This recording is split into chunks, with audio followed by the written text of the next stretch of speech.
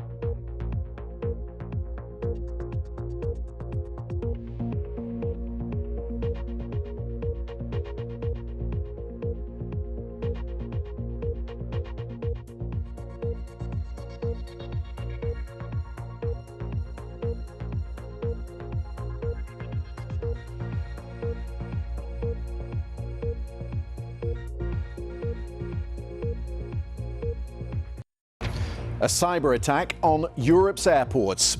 There have been long delays and cancellations at all the major hubs as the airlines try to restore the digital check-in systems.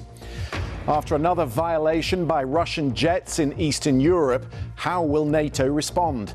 The alliance has called an urgent meeting next week to agree joint steps. The Red Roses reached the Women's World Cup final after a ruthless performance against France. And are these models what they seem? The fashion industry calls for tighter regulation of AI.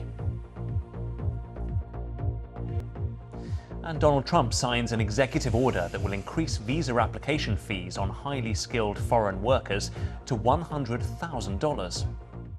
Now, the Australian Broadcasting Corporation, known as ABC, says it has received hundreds of complaints meant for the US network ABC about the suspension of the late-night comedian Jimmy Kimmel.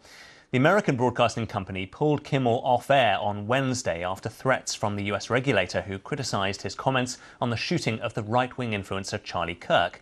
The Australian broadcaster says most of the misdirected complaints expressed dismay at the decision and concern about free speech.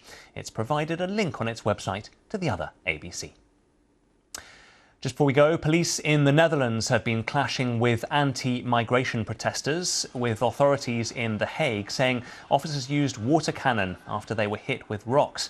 The anti-immigration protest, held just over a month before the Dutch national elections, was organised by a right-wing activist who campaigns against asylum seekers. Local media report thousands of people joined the march, with some setting a car on fire and attacking police vehicles. Meanwhile, around 1,000 migrants are believed to have crossed the Channel in small boats on Friday as 2 people were returned to France from the UK as part of the government's one-in, one-out deal. French authorities say they rescued 23 people who had got into difficulty at sea, while others refused assistance. More than 32,000 people have made the crossings to the UK in 2025, a record for this point in the year.